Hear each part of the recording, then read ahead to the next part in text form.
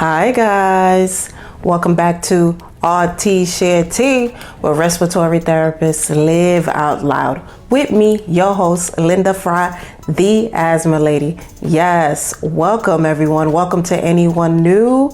And I just want to say thank you to my guest co-host, Joel Lewis, the respiratory coach, and Dr. Karen Gregory, great guest co-host that I had over the past couple of weeks.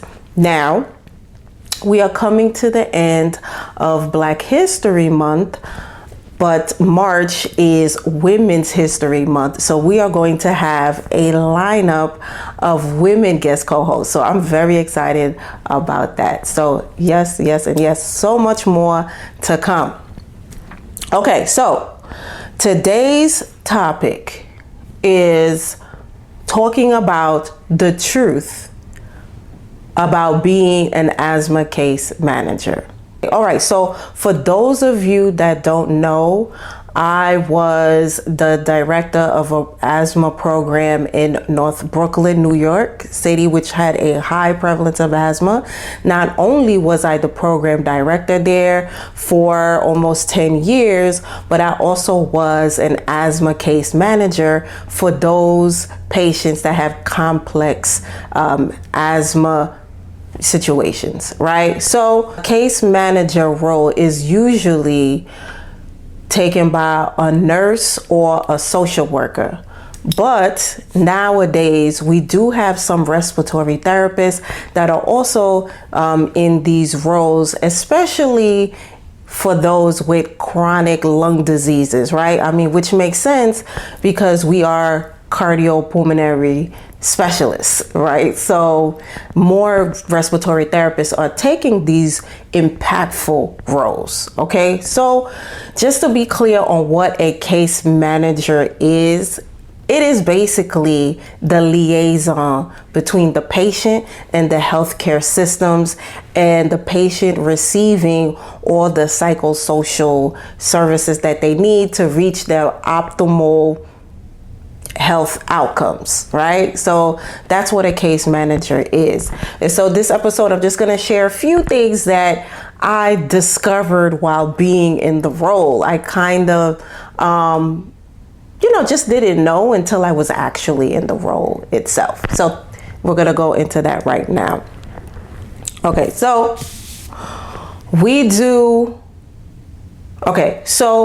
because we are the liaison between the patient and the healthcare system, we are the ones that help, we enroll the patient, we do the assessment, we are part of the treatment plan, we help them follow up with appointments and linkage of care, just linking them once again to any social services, anything that helps remove the barriers towards the optimal asthma outcomes, which is we want asthma control, okay? For those of us that are asthma case managers, that's what the outcome is. So what I wish I had known is in the beginning, usually when you're a case manager, you have a work process, you have a protocol in place on how long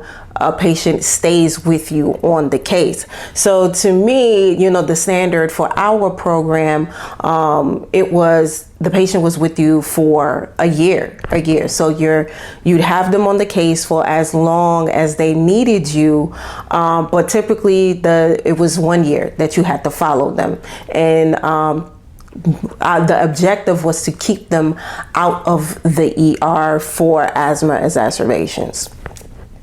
Okay, so I wish I knew that a lot of patients would be with us longer than the 1 year, because this is not something that just happens overnight. So especially, like I said, I had the complex patients, so they were with me well over a year, because I call it the onion layers of social economical barriers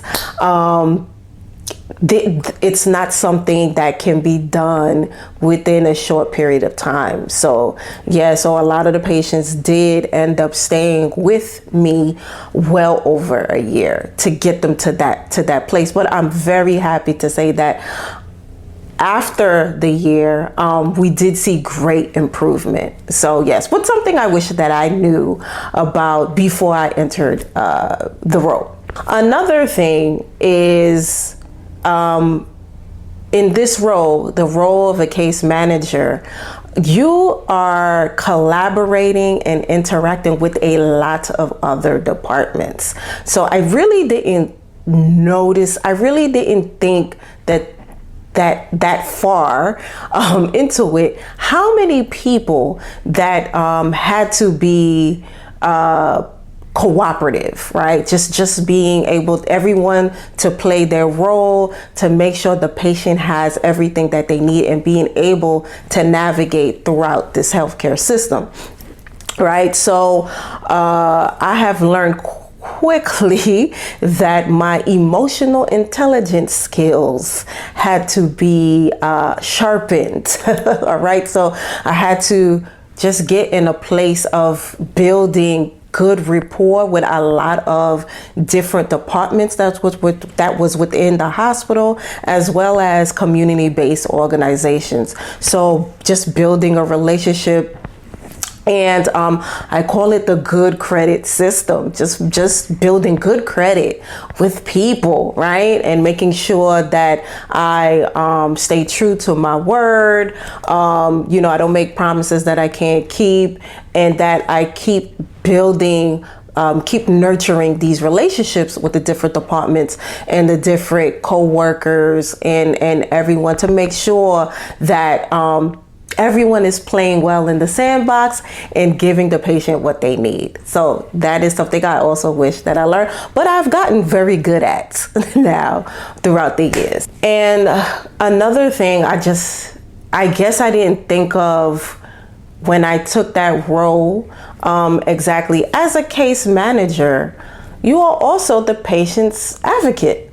You really do get to know the patient, because you're building this relationship over time, and you do become their advocate, just speaking up for them in certain situations where they are not aware of their rights or where they don't feel like they have a voice.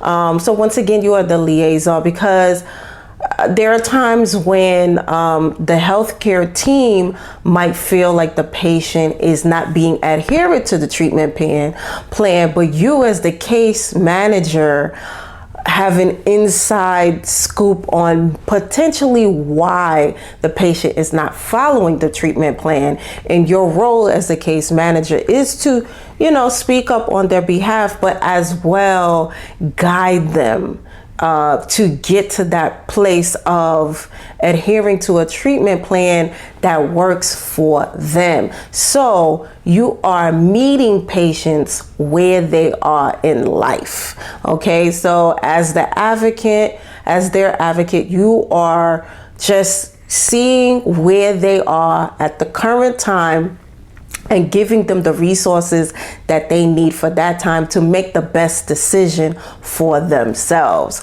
So yes, that is something that I learned quickly as a case manager. You're speaking up for them, all right? So, and I loved being a case manager. It's such an impactful role, and I just want to encourage anyone, especially those who are respiratory therapists. It's not a traditional role for us, but we are seeing more of us in this type of role. And so I say, if you want to be in that type of role, go for it. There is a need for more of us in those type of roles. All right, guys. So yeah, that's all I have for you guys today. Just let me know if anybody else is in this role. Am I missing anything? Is there something that you got privy to as you got into the role that you didn't know prior to? What do you like most about the role? So those of you that are case managers, and if you want to share your journey, hit me up. Okay, guys. So yes, everyone, thank you so much for being here with me today. I hope you learned something here. Just know that we are here on most podcast platforms on Wednesdays and on YouTube. I'm so tongue twisted today. On YouTube on Thursdays, guys. There is so much more to come. Oh, for those of you that still are looking for the book, asking questions about community engagement and asthma awareness, this book is still available on Amazon for free on Amazon Kindle Unlimited. So I just have to double check that, but I believe it's still free. So get it while you can. Okay, so asthma control, please. 9 steps to community engagement in asthma awareness. So yeah, the book still available. Yeah, guys, so that's about it. Thank you, everyone. Thank you for the support. Thank you for all the shout outs and everything, for all the followers. Love you guys. I wouldn't be where I am today without you. Thank you. I'll see you next time. Bye.